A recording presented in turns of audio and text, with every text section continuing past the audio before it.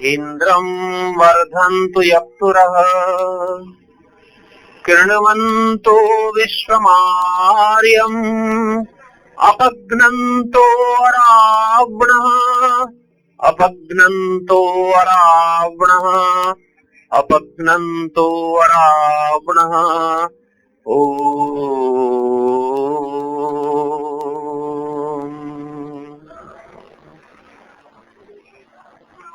एक वेद मंत्र है।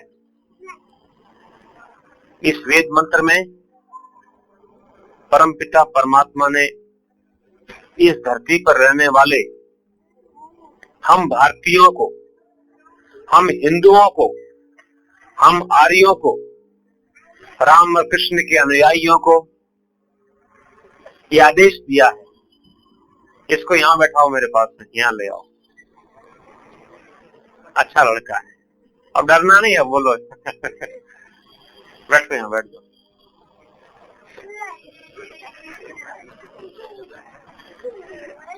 हमको आदेश दिया है क्या? फिर से राम राज्य लाओ। ध्यान दीजिए, आज से लगभग 5000 वर्ष पहले, ज्यादा दूर नहीं, केवल 5000 वर्ष पहले सारी पृथ्वी के ऊपर एक व्यक्ति का राज्य था।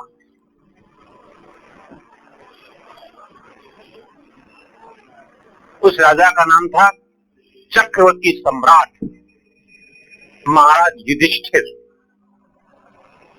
इस संसार को बने कितने वर्ष हो गए हैं जी? मैंने आपको बताया था प्रारंभिक दिन में। हाँ जी, कौन बताएगा? इस संसार को बने हुए, इस पृथ्वी को बने हुए कितने वर्ष हो गए हैं? कौन बताएगा जी? हाँ, बहुत अच्छा। 1 अरब 96 करोड़।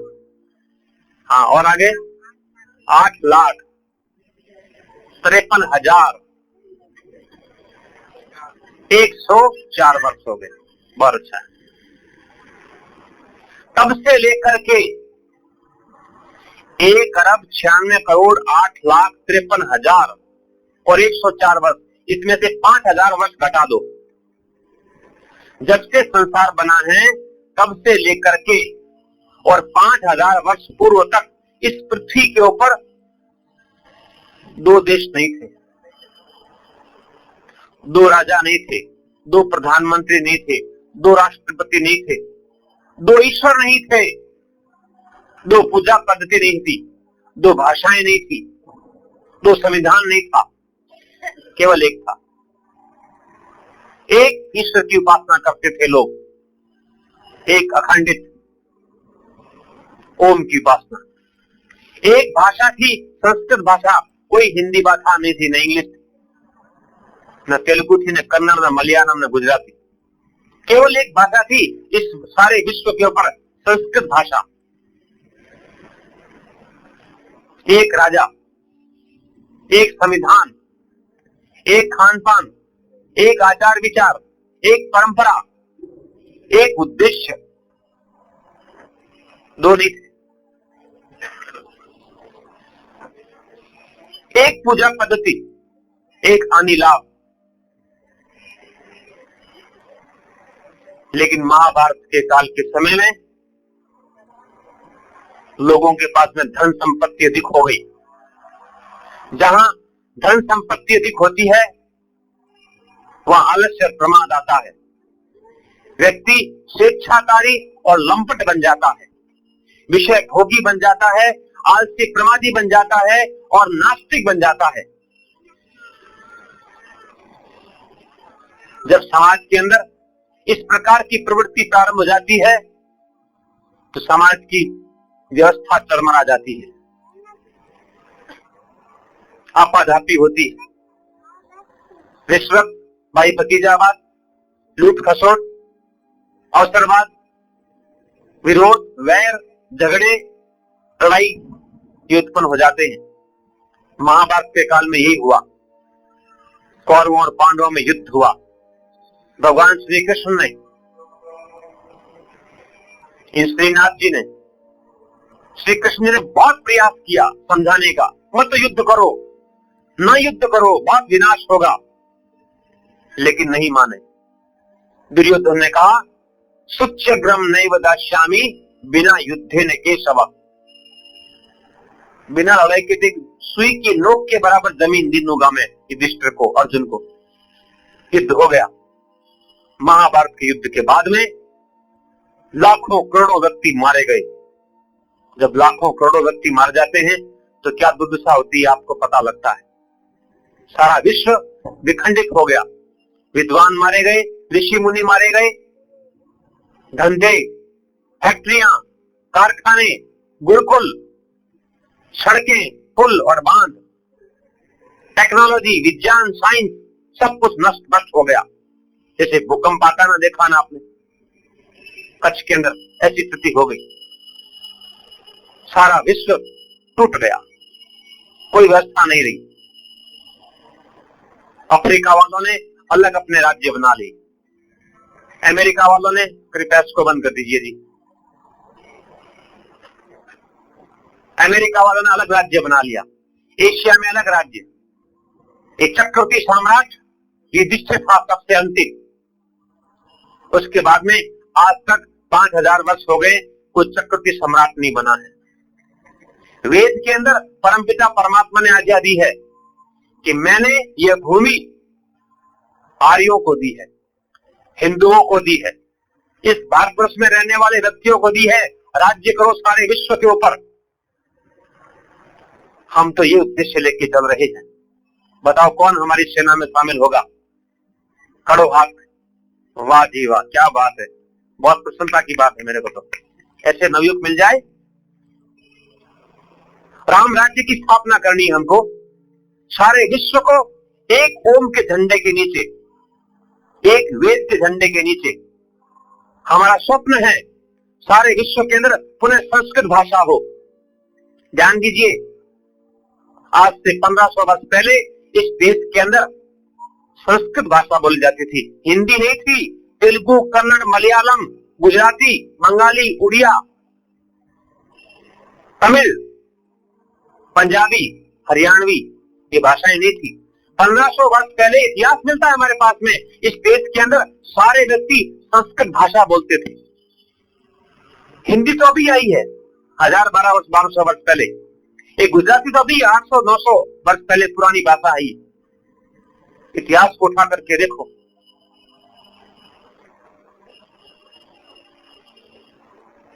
महाभारत के युद्ध के बाद में इस देश का विनाश हो गया। ये सोने की चिड़िया था।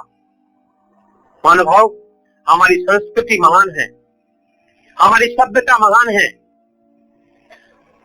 हमारी शिक्षा महान है, हमारा धर्म महान है, हमारा ईश्वर महान है, हमारे वेद महान है, हमारी परंपराएं, हमारा इतिहास महान है, हमारी कला और संस्कृति महान है। उठा करके देखो, पढ़ करके देखो।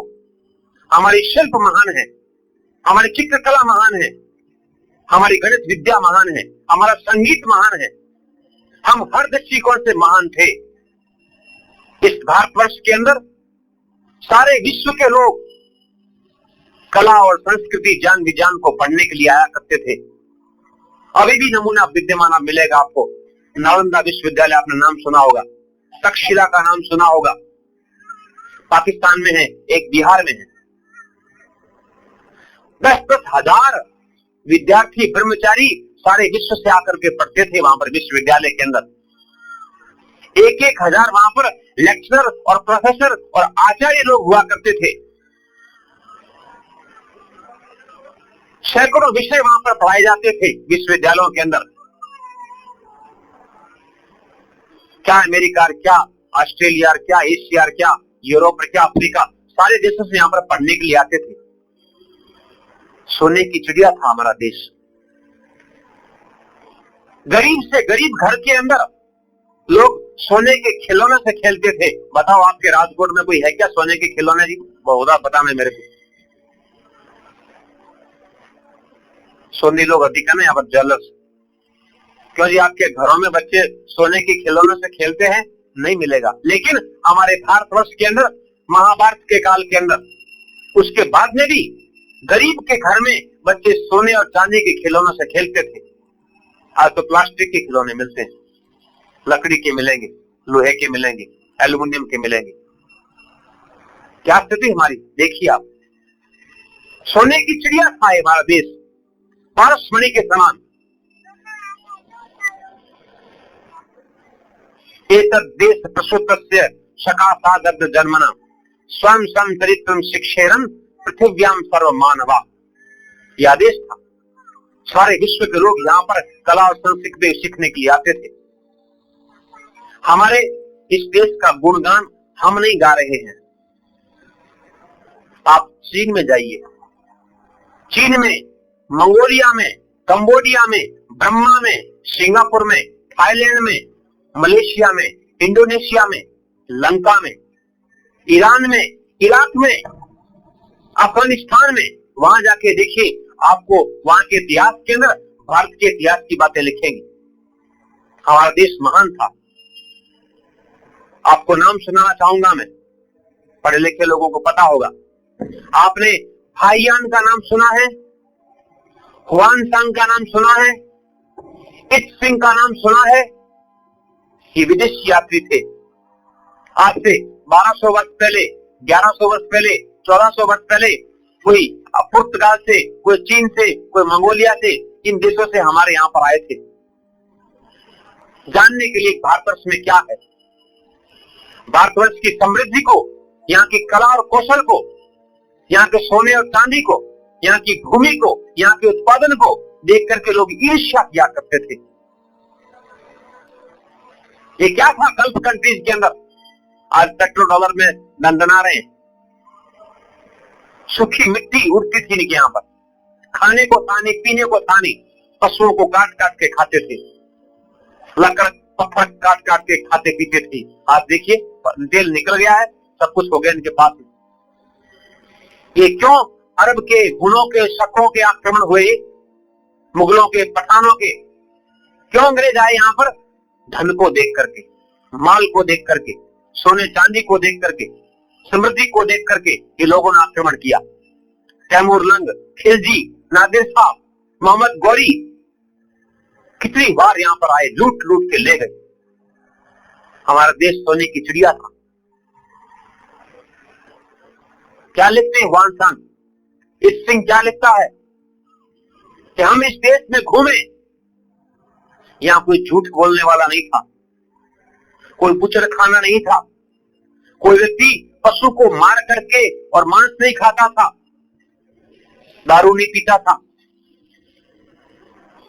हत्याएं नहीं होती थी, दुराचार नहीं था। यहाँ पर दुकानों में ताले नहीं थे, खुला सामान बिकता था। वहां पर लोग झूठ नहीं बोलते थे।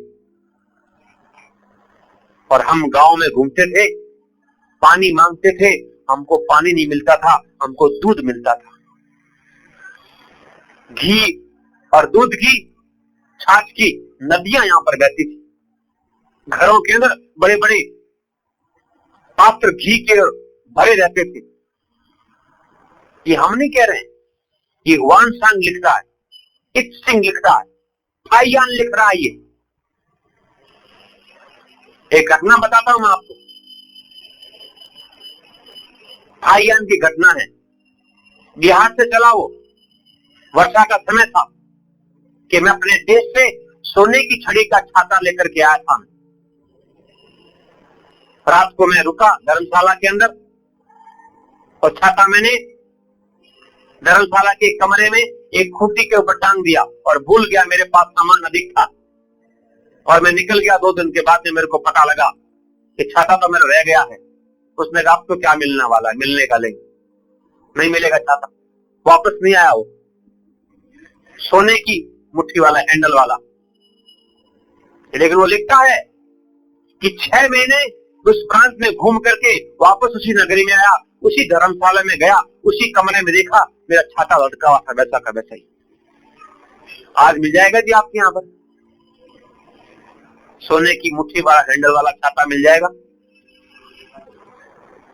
नहीं मिलेगा। ये जो सत्य बात बता रहा हूं आपको, प्रमाण है हमारे पास में। कोई चोर नहीं था, जेलें नहीं थी, जेल नहीं थी, जेल हथकड़ियां नहीं होती थी।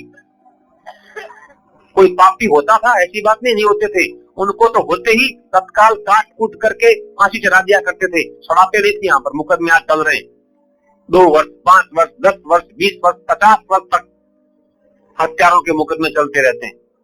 कोई फांसी नहीं होती है और आजकल तो फट छूट जाते हैं। ये स्थिति थी, जेलें नहीं थी इतनी। ये ह्वानसांग लगता सिंह लिख रहा है। क्या देश की स्थिति थी बताइए आप। घर घर के अंदर 5 महायज्ञ होते थे, ब्रह्म यज्ञ। प्रत्येक व्यक्ति उठ करके प्रातःकाल सूर्योदय से पूर्व ईश्वर की उपासना करता था, ध्यान करता था, जप करता था, वेद पाठ करते थे, स्वाध्याय करते थे, सत्संग करते थे, दान देते थे। घर में अतिथि आते थे। कोई होटल नहीं था। होटल सिस्टम हमारा भारतीय नहीं, याद रखिए, ये वेस्टर्न सिस्टम है होटल सिस्टम। जब अंग्रेज आए हैं तब से होटलें बनी है। हमारे भारतवर्ष में होटल नहीं थी। प्रत्येक गांव में आने वाला अतिथि गांव का अतिथि होता था। लोग घरों में उसको भोजन कराया करते थे। कोई होटल नहीं होती थी। रोटी बिकती नहीं थी। आज रोटियां बिकती है, रोटी बिकती है, छाछ बिकती है, पानी बिक रहा है। क्या स्थिति हो गई है। जहां दूध पिलाते थे, घी पिलाते थे, मक्खन खिलाते थे, आज उस देश के अंदर पानी बिक रहा है, छाछ बिक रही है। दूध की बात दूर है। क्या स्थिति बन गई। आप विचार करके देखो। उफाइयान लिख रहा, मैं नहीं लिख रहा।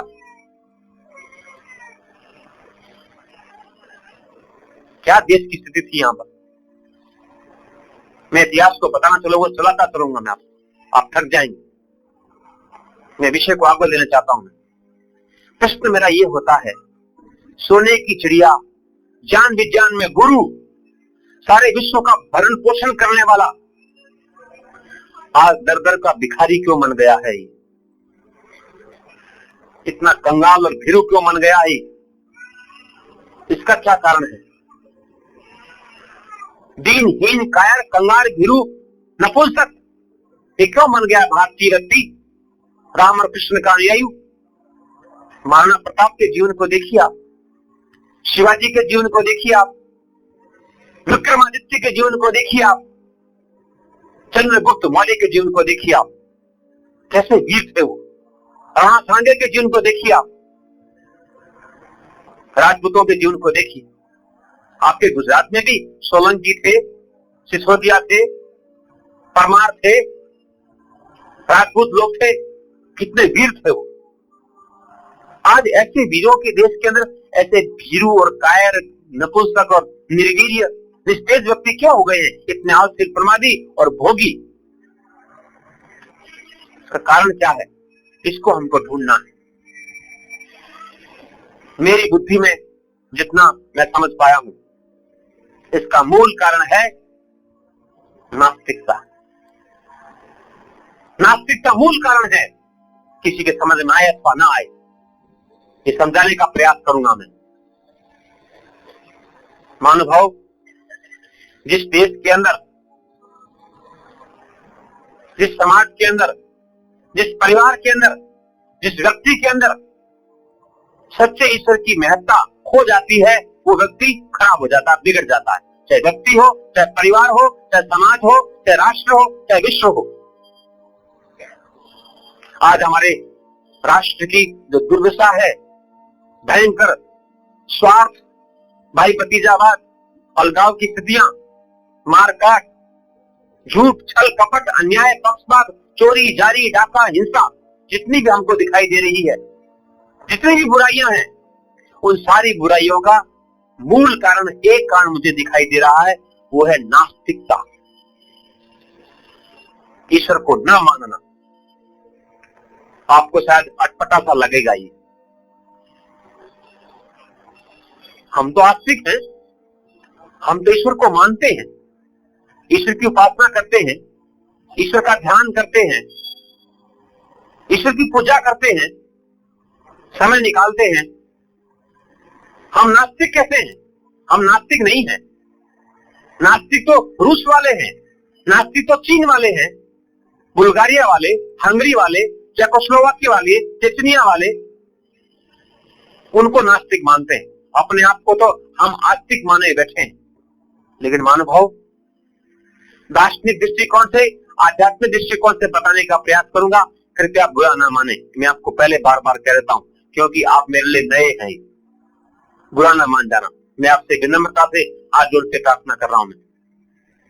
नास्तिक एक ही प्रकार के नहीं होते हैं, 3 प्रकार के नास्तिक होते हैं। आज समझने का प्रयास करें आप।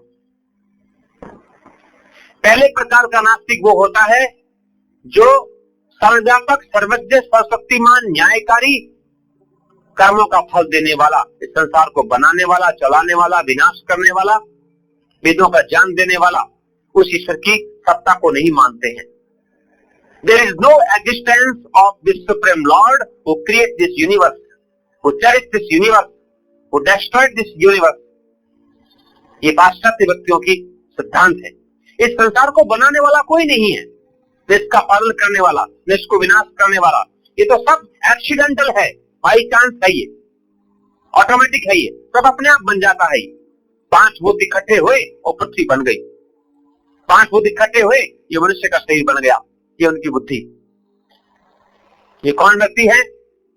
नास्तिक। आज की परिभाषा में कहें मार्क्सिस्ट, लेनिनवादी, माओवादी। दार्शनिक परिभाषा में कहें तो इनका नाम है विरोचनवादी, जो ईश्वर की सत्ता को नहीं मानते हैं। महानुभाव, जो व्यक्ति ईश्वर को नहीं मानता है वो व्यक्ति आत्मा को भी नहीं मानता है, वो कर्म फल को नहीं मानता है, ये पुनर्जन्म को नहीं मानते हैं, ये धर्म को नहीं मानते हैं, उनके फलों को भी नहीं मानते, ये संस्कारों को नहीं मानते हैं। और ऐसा व्यक्ति जो नास्तिक होता है, इस शरीर को, पिंड को 5 भूतों का अस्तित्व मानता है, जिसके लिए वेद का कोई महत्व नहीं है, मुक्ति का महत्व नहीं है, साधना का महत्व नहीं है, भजन का महत्व नहीं है, ऐसा नास्तिक व्यक्ति पता नहीं क्या कर ले, उसका भरोसा नहीं है। आपको देखना है तो रूस में जाके देखिए, चाइना में जाके देखिए। मैं बता नहीं सकता, मेरी यहाँ पर माताएं बहनें बैठी, यहाँ पर इतनी भयंकर दुर्दशा है। वहां पर चरित्र नाम की कोई चीज नहीं है, खान पान के विषय में कोई आचार विचार नहीं है, सब कुछ खा गए वो। आकाश में एक चीज छोड़ दी उन्होंने। उत्तरायण के दिन क्या उड़ाते हैं जी आप? बस आकाश में उड़ने वाली एक पतंग को छोड़ दिया है, बाकी सारे पक्षियों को मार मार के खा जाते हैं चीन वाले और रशिया वाले नास्तिक लोग। और समुद्र में एक चीज छोड़ दी उन्होंने। क्या छोड़ी? होडी को। होडी कहते ना, नाव को, शिप को। बस इस नाव को छोड़ दिया, बाकी सब कुछ जो है खा गए। और धरती के ऊपर एक 4 को छोड़ दिया। बस 4 होती है ना जड़ वस्तु, क्या कहते हैं 4 को? खाटलो। एक खाटले को छोड़ दिया, बाकी जितने भी पशु पक्षी कीट पतंग। क्यों जी? आपने मुर्गों को, बकरों को, घेटों को खाते हुए तो सुना होगा, देखा होगा। चूहों को खाते हुए देखा है, सांप को खाते हुए, बंदरों को, कुत्तों को। मैं आपको सही घटना बताता हूं। पिछले कब की बात है मेरे को ध्यान नहीं है, मेरे पास प्रमाण है। सियोल किसकी राजधानी है? कोरिया की। वहां ओलंपिक्स हुए थे। उसके अंदर जो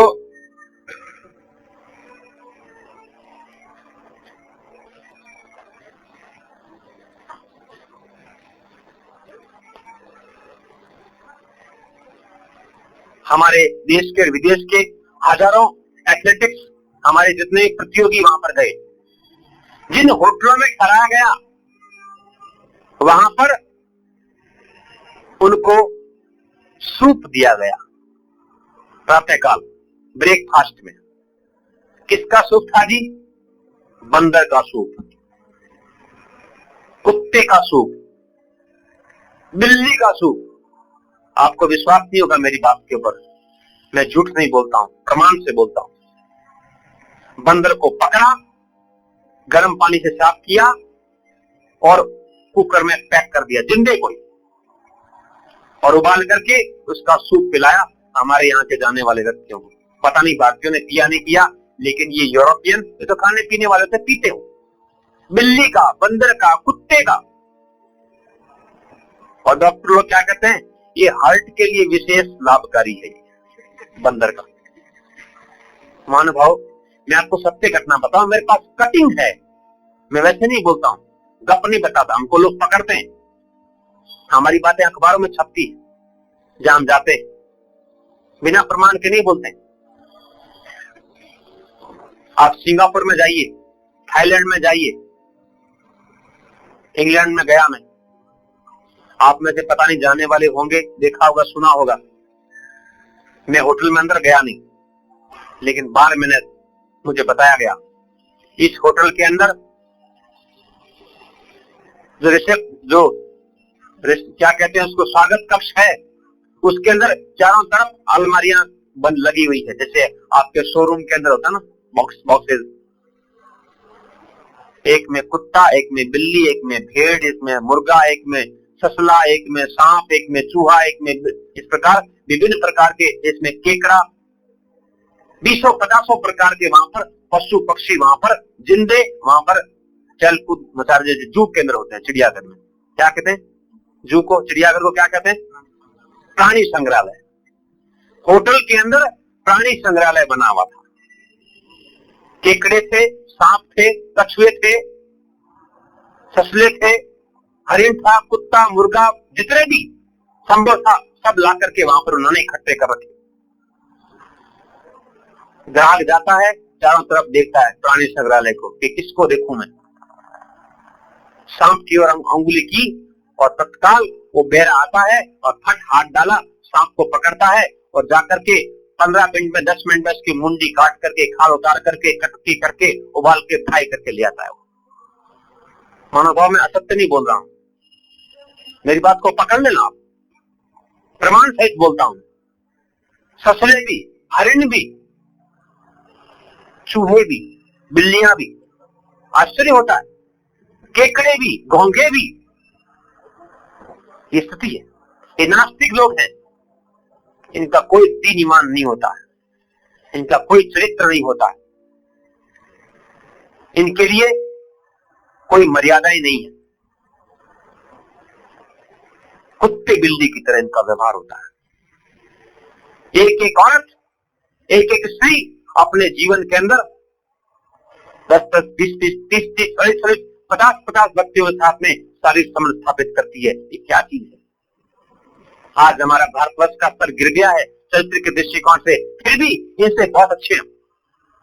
इस देश के अंदर, भारतवर्ष के अंदर, आज भी हमारे इस देश के अंदर हजारों में से कुछ माताओं को, बहनों को छोड़ दीजिए, जो कुसंस्कारों के कारण लंपट हो जाती है, अपने पति को छोड़ करके और दूसरे की ओर जुट जाती है। बल्कि हजारों में से अधिकांश माताएं मिलेगी जो अपने शरीर को, अपने पति को दिखाती है, किसी और को नहीं दिखाती। जीवन में एक बार किसी का हाथ पकड़ती। मेरे सामने घटना आई, विदेश की बात बता रहा हूं मैं आपको। एक 55 वर्ष की महिला एक कार्यक्रम में गई, इंग्लिश लेडी ने उससे परिचय लिया। वो पता नहीं गायिका थी या क्या थी, कुछ बजाया होगा, कुछ गाया होगा। तो इंग्लिश लेडी ने उसका परिचय लिया।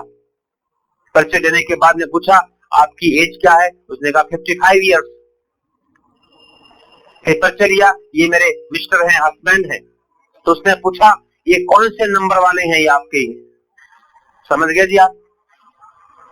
फर्स्ट है, सेकंड है, थर्ड है, फोर्थ है, फिफ्थ है, 10th है, 12th है। उसने कहा, हमारे यहाँ 12th, 10th, 8th, सेकंड नहीं होता है, यहाँ तो 1 एंड फर्स्ट एंड लास्ट होता है यहाँ पर। तो महानुभाव देखिए आप, ब्रिटेन के अंदर प्रामाणिक बात बता रहा हूं मैं आपको, एक औसत औरत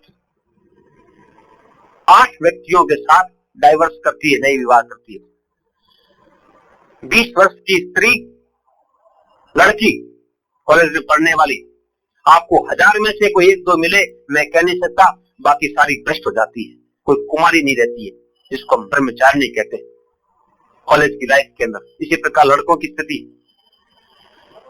कोई भी नवयुवक जो किसी लड़की से विवाह करता है, ये अपेक्षा नहीं करता है कि ये किसी और किसी पुरुष के साथ में शारीरिक संबंध बनाया होगा, अपेक्षा नहीं करता, ना लड़की अपेक्षा करती है। क्या चरित्र की बात बताऊं मैं आपको इन नास्तिकों की। खान पान नहीं इनका, शराब, जुआ, दुराचार, व्यभिचार, कोई धर्म नहीं, मान नहीं, ये स्थिति लोगों की। नास्तिक व्यक्ति है, कोई ईश्वर को नहीं मानते। वो कहते हैं ये तो 5 भूतों का समूह मिला हुआ है बस, जब मृत्यु आएगी ये 5 भूत मिल जाएंगे, कोई आत्मा नहीं है, कोई पुनर्जन्म नहीं होता है। ये पहली कोटि के नास्तिक है महानुभाव। इनका उद्देश्य क्या है? ईट, ड्रिंक एंड बी मेरी। रावणवादी है ये। रावण ने सीता से क्या कहा था? भुंक्स्व, पिबस्व, रमस्व। ये संस्कृत के बनाए मैंने आपको, वही सेम है। ईट, ड्रिंक एंड बी मेरी।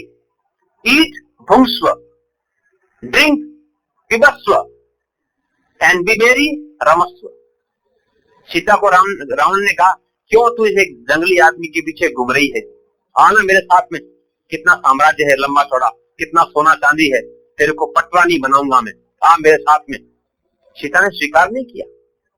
रावण ने खूब प्रलोभन दिया।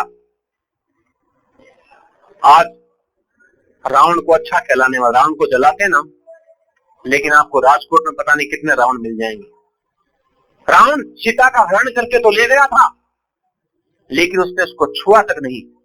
उसने कहा, जब तू तो स्वीकार नहीं करेगी, मेरे को पति मानेगी नहीं, हृदय से नहीं मानेगी, मैं तेरे हाथ से लगाऊंगा।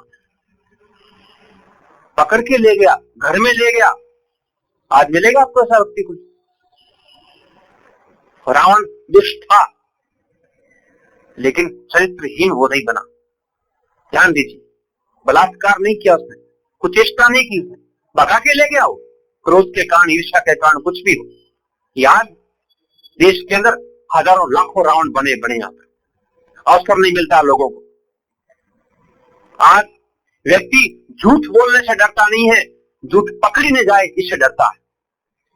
चोरी करने से नहीं डरता है, मेरी चोरी पकड़ी न जाए इसलिए वो चोरी नहीं करता, डरता है। दुराचार करने से डरता नहीं है, मैं पकड़ा जाऊंगा इसलिए डर के मारे व्यक्ति दुराचार नहीं करता। स्थिति ये है, व्यक्ति के मन में से ईश्वर निकल गया है, चरित्र निकल गया है, मर्यादाएं निकल गई है, यम नियम निकल गए हैं, व्रत संकल्प निकल गए हैं, आदर्श निकल गए हैं इसके जीवन में से। तो मैं आपको बता रहा था, प्रथम कोटि के नास्तिक होते हैं जो ईश्वर को नहीं मानते, बिल्कुल उनका तो कोई दीन ईमान नहीं होता है। कब क्या कर ले आदमी, कोई भरोसा नहीं इनका। क्या खाते हैं, क्या पीते हैं, क्या बोलते हैं, क्या करते हैं, कोई विश्वास नहीं। ये प्रथम कोटि के नास्तिक हैं। अब दूसरी कोटि के नास्तिकों की बात बताता हूं मैं आपको। दूसरी कोटि के नास्तिक कौन है? ईश्वर को मानते तो हैं, लेकिन गलत मानते हैं। जैसा ईश्वर है वैसा नहीं मानते हैं। ईश्वर कैसा है ध्यान दीजिए, वेद के अनुसार बता रहा हूं मैं आपको। सपर्येगा शुक्र मकायम अव्रण मस्ना विरम शब्दम अपाप विद्दम कविर मनीषी परिभूर स्वयं भूर याथा तथ्य थोर्थान विरथा शास्त्रिक समाप्य। वेद का प्रमाण है। ईश्वर सच्चिदानंद स्वरूप, निराकार, सर्वशक्तिमान, न्यायकारी, दयालु, अजन्मा, अनंत, निर्विकार, अनादि, अनुपम, सर्वाधार, सर्वेश्वर, सर्वव्यापक, सर्वांतर्यामी, अजर, अमर, अभय, नित्य, पवित्र और संसार को बनाने वाला है, इसका पालन करने वाला है, इसका विनाश करने वाला है, और इसका मुख्य नाम ओम है, जो हमको वेदों का ज्ञान देता है, जो हमारे हृदय में बैठा हुआ है, हमारे कर्मों का फल देता है। यह है सच्चा ईश्वर। इसके विपरीत जो व्यक्ति ईश्वर को गलत मानते हैं, वो व्यक्ति भी वेद के अनुसार, दर्शन के अनुसार, शास्त्रों के अनुसार, उपनिषद के अनुसार नास्तिक है। अब आप देखिए, वेद में स्पष्ट लिखा है, कण कण में व्यापक है। कोई भी कण उससे खाली नहीं है। और जो कहते हैं सातवें आसमान पे है, धरती पे तो है ही नहीं। अब भले आदमी अब सातवें आसमान पे क्या काम करेगा, हमें तो अभी शांति चाहिए। इसको समझ जोड़ेंगे कि आपके पैसे कहाँ हैं? मेरे पैसे तो मेरे लंदन में रखे हैं। लंदन में क्या काम आएंगे? बैंक के भी काम में नहीं आते। एफडी में रखे हैं, एफडी के पैसे क्या काम आएंगे? पैसे रोकड़ा होना चाहिए तो काम बढ़ता है। तो सातवें आसमान पे ईश्वर है, कोई चौथे पे मान रहा है, कोई क्षीर सागर में मान रहा है। ध्यान दीजिए, मेरी बात का बुरा ना माने, मैं स्पष्ट कहूंगा। वे व्यक्ति नास्तिक हैं जो ईश्वर को सातवें आसमान पे मानते हैं, चौथे आसमान पे मानते हैं, क्षीर सागर में मानते हैं, गोलोक में मानते हैं, कहीं पहाड़ पे मानते हैं, नदी पे मानते हैं, कहीं डूंगर पे मानते हैं, किसी दूर जगह मानते हैं, अपने हृदय में नहीं मानते, अपने घर में नहीं मानते, अपने हाथ में नहीं मानते हैं, अपने शरीर में नहीं मानते हैं। कण कण में व्यापक है। जो कण कण में ईश्वर को मानता है वो व्यक्ति सच्चा आस्तिक है, और जो व्यक्ति ईश्वर को कहीं दूर मानता है, किसी अपने स्थान से अलग मानता है, वो व्यक्ति नास्तिक आस्तिक नहीं है। मैं आपको उदाहरण दे रहा हूं, आपको पकड़ में आएगा, समझने का प्रयास कीजिएगा। आपके राजकोट में सबसे बड़ा मंदिर कौन सा है जी? बताइए मुझे, कौन सा बड़ा मंदिर है? कोई बड़ा मंदिर यहां से है? अक्षर मंदिर है जी। कितनी दूर है यहां से? 6 किलोमीटर दूर है। इंदुमती जी कहां गई माता जी? ये बैठी यहां पर।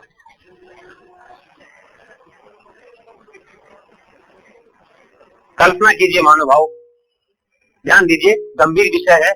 मैं समझता हूं आपके समझ में आएगा। आप बुद्धिमान हैं, रोटी खाते हैं, कपड़े पहनते हैं, बच्चे पैदा किए हैं, घर को संभाल रहे हैं, लाखों की संपत्ति है, व्यवसाय करते हैं, शोरूम चलता है आपका, हजारों व्यक्ति मिलने वाले हैं।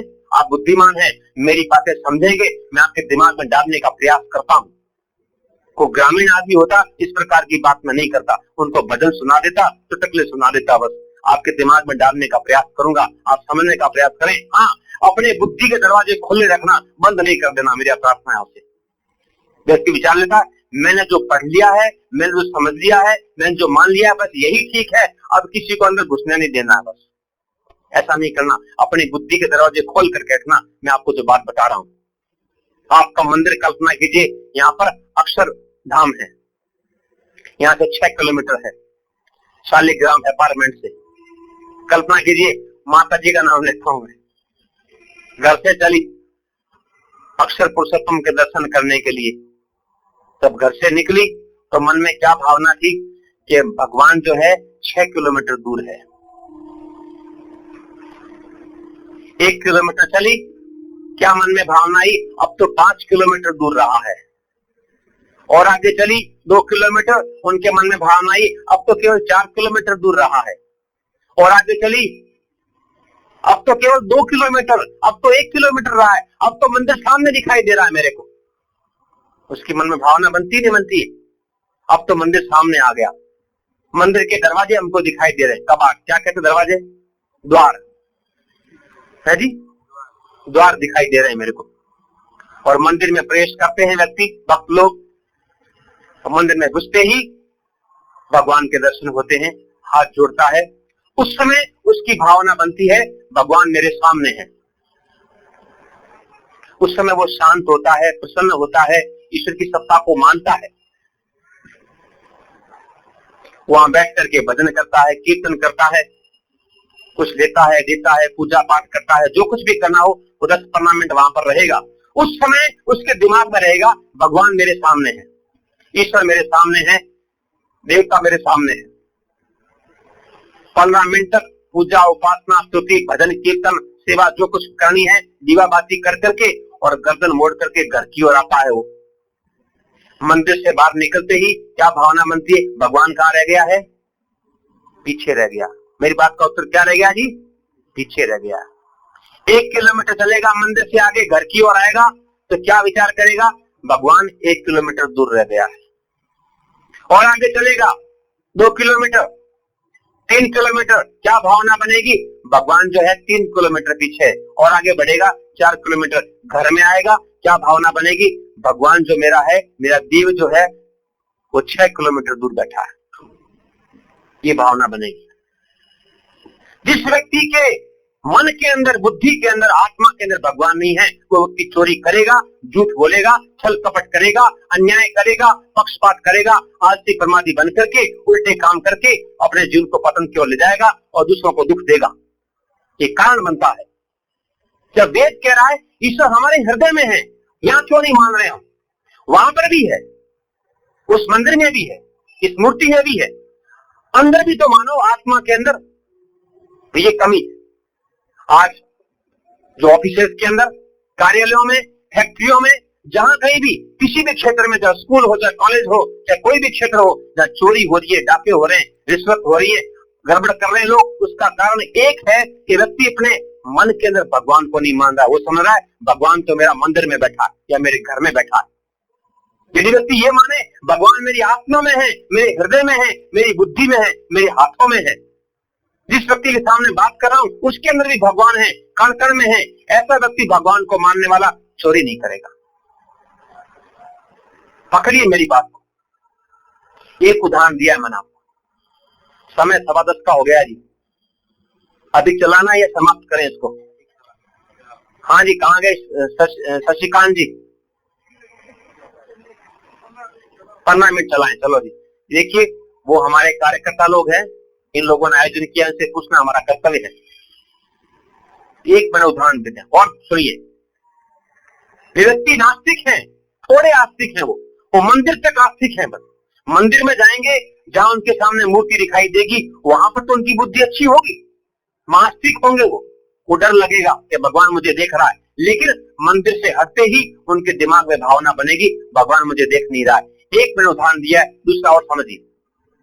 जो व्यक्ति ये मानता है after pray, after donation, after meditation, after यज्ञ, माला फेरने के बाद, दान करने के बाद, पुण्य करने के बाद, श्राद्ध करने के बाद, उपवास करने के बाद ईश्वर जो है मेरे पापों को क्षमा कर देगा, जिसके मन में भावना है वो व्यक्ति भी नास्तिक है। ध्यान से सुनिए मेरी बात, मैंने आपको दोपहर भी संकेत किया था। जिसके मन में ये बैठा हुआ है भगवान पापों को क्षमा कर देता है, मैं जप करूंगा, तप करूंगा, माला फेरूंगा, हवन करूंगा, मंत्र पाठ करूंगा, या श्राद्ध करूंगा, उपवास करूंगा, यात्रा करूंगा, पदपाड़ा चलूंगा मैं, या और कोई भी काम करूंगा, भगवान मेरे पाप को क्षमा कर देगा। ध्यान दीजिए, ऐसा व्यक्ति नास्तिक है। क्यों? कि भगवान ऐसा काम नहीं करता है। मेरी बात को पकड़ना तो पकड़ लीजिएगा।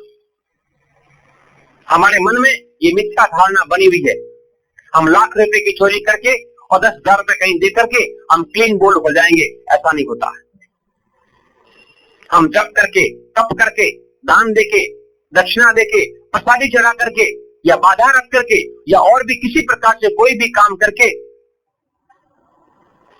हम पाप से बच जाएंगे, ऐसा व्यक्ति मानने वाले नास्तिक है।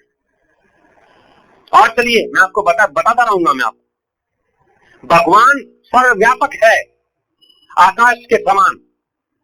मैं आपसे प्रश्न करता हूं, क्या एक माटले के अंदर, माटला क्या कहते हैं आपके? गोरो गोरो गोरो आपके यहाँ गोरो कहते हैं, कहीं माटला कहते हैं, कहीं घड़ा कहते हैं। क्या एक गोरो के अंदर आप सारे आकाश को भर के ला सकते हैं? और कहीं आकाश रहना नहीं चाहिए। सारी पृथ्वी की वायु क्या एक प्याले में ला सकते हैं आप? एक लोटे में ला सकते हैं? एक गिलास में ले आएंगे आप? बताओ, हाथ खड़ा करो। जिसने सारे ब्रह्मांड की रचना की है, उसको पालन कर रहा है, रक्षण कर रहा है, चला रहा है उसको, कितने बड़ा ब्रह्मांड है आपको बताऊं? आज के साइंटिस्ट कहते हैं हमने 100 अरब आकाश गंगाओं का पता लगाया है।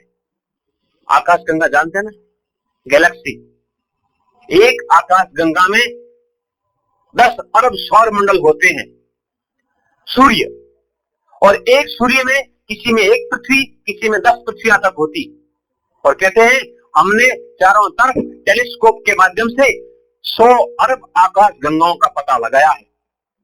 और कहते हैं हमारे टेलीस्कोप जो है काम नहीं कर रहे हैं, शक्तिशाली नहीं है। हमें विश्वास है अंतिम आकाश गंगा में जाकर के हम देखें तो हमको इतनी आकाश गंगाएं और दिखाई देगी। आकाश इस ब्रह्मांड का और छोर नहीं है। इतने बड़े ब्रह्मांड को बनाने वाला, चालन करने वाला, पालन करने वाला कोई व्यक्ति शरीर में आ जाएगा, आ सकता है जी। जैसे वायु एक घड़े में नहीं आएगी, माटले में नहीं आएगी, प्याले में नहीं आएगी, लोटे में नहीं आएगी। समुद्र का पानी किसी एक माटले में ला सकते हैं आप? कोई है तो बताइए। सारा समुद्र का पानी नहीं आएगा। सारे पृथ्वी की वायु नहीं आ सकती। वो वायु तो कुछ भी नहीं है। इतना बड़ा ब्रह्मांड है, उस ब्रह्मांड को बनाने वाला कण कण में व्यापक है। वो सारा परमेश्वर एक शरीर में कैसे आएगा? विचार तो कीजिए। वो पहले से विद्यमान है, हिल नहीं सकता। वो तो टुकड़े नहीं हो सकते परमपिता परमात्मा के। तो जो व्यक्ति ये मानते हैं कि परमपिता परमात्मा जो है वो सर्वव्यापक है, कण कण में विद्यमान है, सारे ब्रह्मांड के अंदर है, बाहर है, वो एक शरीर में आ गया, ये मिथ्या धारणा है महानुभाव। वैदिक सिद्धांत ये है, भगवान अवतार नहीं लेता है, मनुष्य अवतार लेता है। हाँ, महापुरुषों के अंदर भगवान के गुण होते हैं। ये हमारे भगवान कृष्ण, इनको भगवान मानते हैं। क्यों? भगवान के गुण थे इनके अंदर, दया, शक्ति, ज्ञान, बल, परोपकार की भावना, दिव्य गुण थे, इसलिए महापुरुष बन गए। लेकिन भगवान जो है, ईश्वर जो है, सारे संसार में कण कण में व्यापक है, ओतप्रोत है। वो किसी एक शरीर में नहीं आता है, अवतार नहीं लेता है। ये अंत परंपरा के कारण मैंने आपको बताया है, ये हमारी परंपरा चल पड़ी है। ये मैंने कुछ उदाहरण आपको बताए कि परमपिता परमात्मा पापों का फल देता ही है, क्षमा नहीं करता है, एक स्थान पर नहीं है, रंग रूप नहीं है। ध्यान दीजिए, वो आंखों का विषय नहीं है, हाथ पांव नहीं है उसके। हमने कल्पना कर रखी कितनी बड़ी, वहां पर है, उसके रंग भी है, रूप भी है, हाथ भी है, पत्नी भी है, बच्चे भी हैं। ऐसा नहीं हो सकता। सारे संसार को बनाने वाला परमपिता परमात्मा कण कण में व्यापक है, वह निराकार है, हमारे अंदर बैठा हुआ है, बाहर भी है। इसलिए जो व्यक्ति एक देशी परमात्मा को मानते हैं, पापों को क्षमा करने वाला मानते हैं, अवतार को लेने वाला मानते हैं, वो व्यक्ति वैदिक दृष्टिकोण से नास्तिक ही है, ऐसा मान के चलना चाहिए। इससे बड़ी हानि होती। मैंने आपको प्रातःकाल दोपहर में बताया था, आज मंदिरों के अंदर, आज मंदिर जो है, मंदिर, मस्जिद, गुरुद्वारा, चर्च जो है, ये भ्रष्टाचार के अड्डे बन गए हैं। बुरा ना माने मेरी बात। क्यों? यहाँ पर भ्रष्टाचार करके लोग आते हैं, चोरी करके, डाका डाल के, छल कपट करके, अन्याय करके, रिश्वत लेकर के, देकर के, उल्टे सीधे काम करके आते हैं और भगवान को प्रसन्न करते हैं और ये मानते हैं हमारा पाप छूट गया है। और वहां का पुजारी उनको कहता है, हाँ तथास्तु, ठीक है, तुम्हारा जीवन अच्छा रहे, करते रहो जो कर रहे हो, हमारे यहाँ को माल दे जाओ, बस 10%, 5% हमको दे जाओ, जो करना हो करो। ये नास्तिक व्यक्ति है। ये मंदिरों में बैठे हुए ये पुजारी, सबकी बात नहीं कह रहा, ध्यान दीजिए, अच्छे पुजारी भी होते जो प्रेरणा देते हैं, पढ़ाते हैं, शिक्षा देते हैं, सबकी बात नहीं कह रहा मैं, अधिकांश व्यक्तियों की बात कर रहा हूं मैं। अब तीसरे प्रकार के नास्तिक की बात बताता हूं मैं आपको। ये दूसरे प्रकार के नास्तिक है। After pray, after donation, God will forgive me. मैं दान दूंगा, प्रार्थना करूंगा, स्तुति करूंगा, माला फेरूंगा, तीर्थ करूंगा, पगपाला जाऊंगा या और कोई काम करूंगा, परमपिता परमात्मा मेरे पापों को क्षमा कर देगा। ऐसा मानने वाला व्यक्ति है वो नास्तिक है। एक देशी मानने वाला व्यक्ति नास्तिक है। ये मैंने कुछ बातें बताई हैं, बहुत लंबा विस्तार है, इसमें नहीं जाऊंगा मैं, उदाहरण से समझ लेंगे बुद्धिमान आदमी। तीसरे प्रकार के नास्तिक होते हैं जो भगवान को सर्वव्यापक मानते हैं, कण कण में मानते हैं, न्यायकारी मानते हैं, निराकार मानते हैं, दयालु मानते हैं, सब कुछ मानते हैं, लेकिन जब करने की बात आती है तो उसको भूल जाते हैं। प्रलोभन सामने आता है, शब्द, स्पर्श, रूप, रस, गंध, जब विषय सामने आते हैं, जो खाने योग्य नहीं है, जो पीने योग्य नहीं है, जो भोगने योग्य नहीं है, जो लेने योग्य नहीं है, व्यक्ति प्रलोभन में आकर के उस गलत काम को कर लेता है। ना खाने योग्य को खा लेता है, ना देखने योग्य को देख लेता है, ना भोगने योग्य को भोग लेता है। यह अनिष्ट काम होता है। उदाहरण दे रहा हूं आपको। क्यों यहाँ पर सिगरेट बिकती है ना, सिगरेट है बिकती है ना, बड़े बड़े पोस्टर्स भी लगे हुए हैं। नीचे क्या लिखा होता है? वैधानिक चेतावनी। हमारी भाषा में वैधानिक चेतावनी क्या लिखा है? बोलिए जी। ये गुटखा खाने वाले तो नहीं है यहाँ पर। कानूनी चेतावनी। क्या लिखा होता है? कानूनी चेतावनी। तंबाकू शरीर माटे हानिकारक है। क्या लिखा है बताइए आप, मुझे तो पूरा पता नहीं है। स्वास्थ्य माटे हानिकारक है। शराब की बोतल के ऊपर लिखा होता है। मैं पंजाब में गया, यहाँ तो शराब छुप छुप के पीते हैं कम। पंजाब में तो एक यहाँ पड़ा है, एक वहां पड़ा है, एक यहाँ पड़ा है, एक यहाँ पड़ा है, ऐसे पीते। घरों में जाते हैं, सुनिए,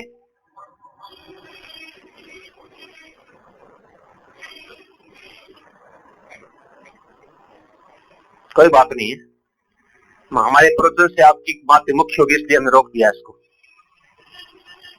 पंजाब में गया मैं, एक नौजवान की मां ने मुझे कहा कि महाराज इसको समझाइए, बहुत शराब पीता है। मैंने कहा ठीक है, आपके घर में आए हैं, समझाएंगे इसको। तो मैंने समझाया। मैंने कहा देखिए, शराब पीनी ठीक नहीं है, हानिकारक है, ये हानि होती है, ये हानि होती है, ये हानि होती है, ये हानि होती है। मैंने इसको 10 हानियां बताई उस नौजवान को। उसने कहा महाराज बस। उसने कहा मैं 5 हानियां और आपको बताता हूं जो आपने नहीं बताई है। उसने बताई क्योंकि वो तो प्रैक्टिकल करने वाला है ना जी, वो तो पीने वाला है, मैं तो पीने वाला था नहीं। उसने 5 हानियां और बताई। मैंने कहा हाँ तू मेरा गुरु है जी। लेकिन वो कहता है मैं छोड़ नहीं सकता। ये व्यक्ति नास्तिक है जो हानियां जान रहा है लेकिन करता नहीं है। महानुभाव, हमने बचपन से पढ़ा है सत्य बोलना धर्म है और झूठ बोलना पाप है। बस पढ़ा नहीं पढ़ा है, बोली पढ़ा है, पढ़ाया है, सुना है, हजारों बार अपने सुना है, अपनी माता से, पिता से, गुरु से, आचार्यों से, चौपड़ियों में पढ़ा है कि सत्य बोलना धर्म है, असत्य बोलना पाप है। फिर भी ये मानते नहीं है। हम सत्य में जयते लिखा है ना, हमारा लोगो है भारतीय सरकार का। रुपये पे क्या लिखा है जी नोट के ऊपर? सत्यमेव जयते। लेकिन है क्या वास्तव में? असत्यमेव जयते। आज हमारी मेंटलिटी बन गई है, आप में भी ऐसे आदमी होंगे।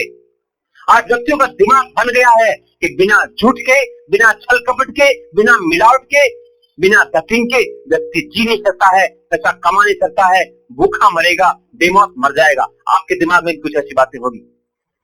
ये नास्तिकता है। जब वेद कह रहा है, ऋषि कह रहे हैं, महर्षि कह रहे हैं, गीता, रामायण, महाभारत, हमारे महापुरुष कह रहे हैं कि सत्य में जयते, सत्य का पालन करना धर्म है, उसी से व्यक्ति महान बनता है, श्रेष्ठ बनता है, उसको विजय की प्राप्ति होती है, सुखी और शांत बनता है। लेकिन हमने अपने दिमाग में मानता बना लिए नहीं, असत्य बोलने से ही हम कमा सकेंगे तो भूखे मर जाएंगे। ये नास्तिकता है।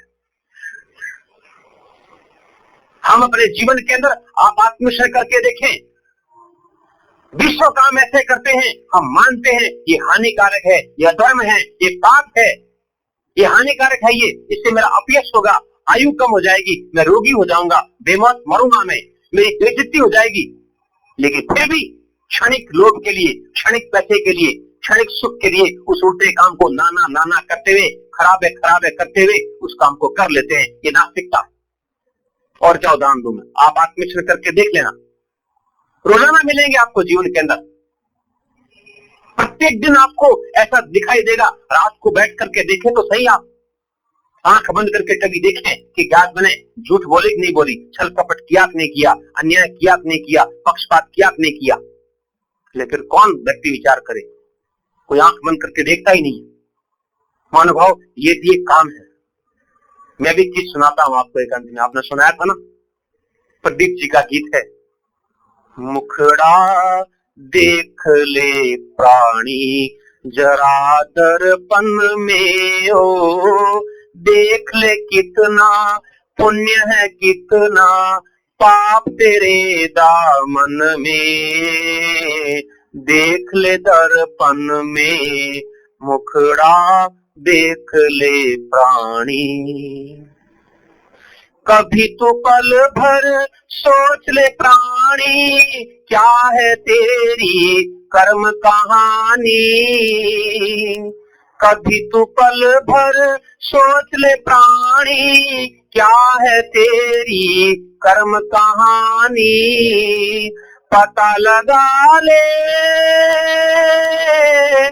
पता लगा ले पुण्य है कितना पाप तेरे दामन में, देख ले दर्पण में मुखड़ा देख ले प्राणी। खुद को धोखा दे मत बंदे, अच्छे न होते कपट के धंधे। खुद को धोखा दे मत बंदे, अच्छे न होते कपट के धंधे। सदा न चलता, सदा न चलता किसी का नाटक दुनिया के आंगन में, देख ले दर्पण में मुखड़ा देख ले प्राणी। आप आत्मचिंतन करके देखें, नास्तिकता हमारे जीवन में दिखाई देगी। हम जिस चीज को खराब मानते हैं उसको कर रहे हैं, जिस चीज को अच्छा मानते हैं, पढ़ा है सुना है समझा है, उसको हमने फेंक दिया है। ये नास्तिकता है। और मैं क्या उदाहरण दूं, हम विचार नहीं करते हैं, आत्मनिरीक्षण नहीं करते हैं, हम आत्मचिंतन नहीं करते हैं, बस बार की बार हम देखते रहते हैं कि क्या स्थिति हमारी। कभी आंख बंद करके सोने से पहले 2 मिनट के लिए देख लिया करें कि आज मैंने क्या किया है, क्या बुरे काम किए हैं। हम बुरे काम का परीक्षण नहीं करते हैं, बुरे को बुरा नहीं मानते हैं, हानिकारक नहीं मानते हैं, तो उसको दूर हटाने की बात ही कहां से आएगी। पहले आवश्यकता है बुराई को बुराई माने, उसको हानिकारक माने, उसको हटाने के लिए संकल्प लें, प्रयास करें, पुरुषार्थ करें, तपस्या करें, तब जाके हटता है। जब व्यक्ति परीक्षण नहीं करता है, बुराई को बुराई नहीं मान रहा है, ये तो व्यक्ति मान रहा है ओके ऑल राइट, जैसा मैं अपने जीवन को चला रहा हूँ बिल्कुल ठीक है, अभी सुधार करने की आवश्यकता नहीं है, कोई उपदेश की आवश्यकता नहीं है, बस जैसा है वैसा ठीक है। ये नास्तिकता है। आस्तिक आदमी स्वाध्याय करता है, आत्मचिंतन करता है, आत्मनिरीक्षण करता है, अपने जीवन की बुराइयों को देखता है, तुलना करता है अपने जीवन की महापुरुषों के साथ में, गीता के साथ में, रामायण के साथ में, राम के साथ में, कृष्ण के साथ में, संतों के साथ में, महापुरुषों के साथ में, माता पिता के साथ में, वेदों के साथ में, शास्त्रों के साथ में तुलना करके देखता है मेरे जीवन में कितनी बुराइयां हैं, उसके अनुसार अपने जीवन को चला रहा हूं तो नहीं चला रहा हूं, यदि नहीं चला रहा हूं तो ये हानिकारक है।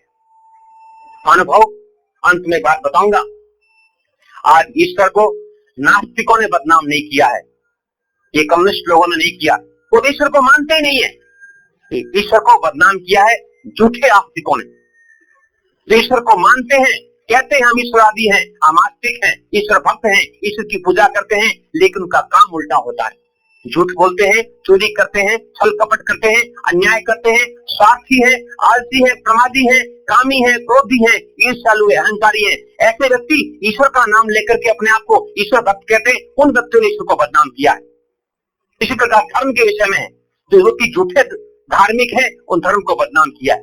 मेरी प्रार्थना है आपसे, यदि हम ईश्वर की बातों को, महापुरुषों की बातों को पढ़ करके सुन करके हमारे को बोलने मानने का सामर्थ्य नहीं है, हम कहते हैं बस हम ईश्वर को नहीं मानते, हम श्रीनाथ जी को नहीं मानते, हम गीता को नहीं मानते, हम वेदों को नहीं मानते हैं, हम तो नास्तिक आदमी है, अपने मन से अपने जीवन को चलाते हैं अपनी इच्छा अनुसार, हम धर्म कर्म को नहीं मानते। वो काम वो आदमी अच्छा है, इसके अपेक्षा वो आदमी जो कहता तो यह है मैं भगवान को मानता हूँ, पूजा करता हूँ, उसके जीवन के अंदर झूठ छल कपट अन्याय पक्षपात बना हुआ है, वो व्यक्ति मान हानिकारक है, ये छद्मी आदमी है। इस झूठे धार्मिक के कारण, झूठे आस्तिक व्यक्ति के कारण ईश्वर बदनाम हुआ है और धर्म बदनाम हुआ है। आज की नई पीढ़ी जो उच्छृंखल बन गई है, भोगी बनती जा रही है, विधर्मी बनती जा रही है, इसका कारण ये है। ये माता पिता, दादा दादी, जो कुछ भी हो, मैं सबके पर बात नहीं कर रहा, जितने व्यक्ति धर्म के विरुद्ध, ईश्वर की आज्ञा के विरुद्ध काम करते हैं, उनका कुप्रभाव पड़ता है बच्चों के ऊपर। बच्चे मानने को तैयार नहीं होते हैं। फिर वो देखता है मेरी माँ तो झूठ बोलती है, छल कपट करती है, लड़ाई झगड़ा करती है, स्वार्थी है, ईर्ष्यालु है, अहंकारी है, ये विलासी है, भोगी है। ये नास्तिकता के लक्षण मैंने आपको बताए। महानुभाव, आत्मनिरीक्षण करके देखें, हम कम विचारते हैं अपने जीवन के विषय में। 18 के 18 घंटे में से व्यक्ति दिन भर खाने को, पीने को, शरीर को सजाने में लगा रहता है। ये माताओं की स्थिति ये पता नहीं, यहाँ क्या स्थिति मुझे पता नहीं। दिल्ली में देखता हूँ, वह दिन भर बाथरूम में जाएगी, 1 घंटा लगा देगी, और वो ड्रेस करेगी, आधा पौन घंटा लगा देगी। इनके खाने में, पीने में, शरीर को श्रृंगारने में दिन भर चला जाता है। कोई पढ़ाई नहीं, कोई आत्मनिरीक्षण नहीं, कोई आत्मचिंतन नहीं। क्या करते हैं समझ में नहीं आता। इस देश के अंदर 25 करोड़ महिलाएं ऐसी हैं जो बिल्कुल आधा काम करती है। आप जाइए इंग्लैंड के अंदर, अमेरिका में जाइए, मोर देन 90% लड़कियां जो है, माता बहनें काम करने जाती फैक्ट्री के अंदर, दुकानों के अंदर। कितना काम करती है। यहाँ बस वो पोछा लगा लिया और रोटी लगा दी, कपड़े साफ कर लिए, इतना ही काम उनका। अब बाकी समय बचता है उसकी निंदा, उसकी चुगली, उसकी निंदा, उसकी चुगली, उसकी निंदा, उसकी चुगली। ये क्या स्थिति है। लड़ाई झगड़े, लड़ाई झगड़े, ये नास्तिकता के लक्षण है। तो देखिए, मेरी बातों का बुरा ना माने, मैंने आपके जीवन की उन्नति के लिए, कल्याण के लिए कुछ बातें बताई है। हमारे जीवन में नास्तिकता बनी हुई है। धर्म के विषय में कुछ बात मैं आपको बताई। इन बातों पर विचार करें, अपने जीवन को सुधारें। दुनिया को दिखाने के लिए अपने जीवन को न चलाएं। भगवान मुझे देख रहा है अंदर बैठा हुआ, भगवान को जीवन दिखाना है, दुनिया को मत दिखाओ। रूप रंग आदि है, ये दुनिया देख रही है, रूप रंग तो नष्ट होने वाला है। जो आज लाली आई हुई है, जवानी है, शरीर भरपूर है, ये बूढ़े बूढ़े मात की तरह बन जाएगा। कहां बूढ़ा माता जी दिखाई नहीं मेरे को। 80 वर्ष की माता जी आई थी ना, बैठी है ना वहां पर, अभी नहीं उधर है। ये बूढ़ा शरीर बनने वाला है। शरीर के लिए आत्मा को मत मारो, ईश्वर को मत मारो। हम भी बूढ़े होंगे, रोगी होंगे, शरीर छूटेगा। मरते समय हमको दुख ना हो कि परमपिता परमात्मा हमको बुद्धि दी थी, लेकिन फिर भी हमने जान करके भी, समझ करके भी, पढ़ करके भी, सुन करके भी हमने अच्छे काम नहीं किए और बुरे काम किए। ये पश्चाताप ना हो। अभी से ही ये धर्म है, पूजा है, भक्ति है, स्वाध्याय है, ये जवानी में करने योग्य है। लोग कहते हैं अभी तो हम जवान हैं जी, अभी हम क्या करेंगे। देखो नवयुग का है ना ये बात, बैठे भक्ति और वीरता, अध्ययन, स्वाध्याय, ये नवयुवान व्यक्ति कर सकते हैं। बूढ़ा होने पर तो उसको कोई ध्यान रहता ही नहीं, शक्ति नहीं बेचारे में, क्या करेगा वो। तो मैंने आपको कुछ बातें बताने का प्रयास किया। कल हमारा रात्रि में कार्यक्रम रहेगा जी, कल भी, तो फिर कल और बताने का प्रयास करेंगे। अब हमारा समय हो गया है, इसको हम यहीं शांति पाठ करते हैं, उसके बाद विराम देंगे।